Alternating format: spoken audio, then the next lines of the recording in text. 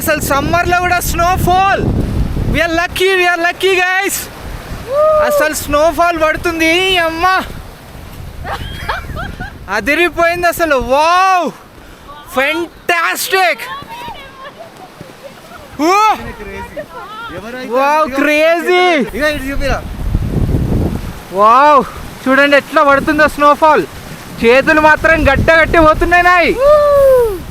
Wow, ఒక్కసారి చూడండి friends, అసలు స్నో ఎట్లా పడుతుంది. వావ్,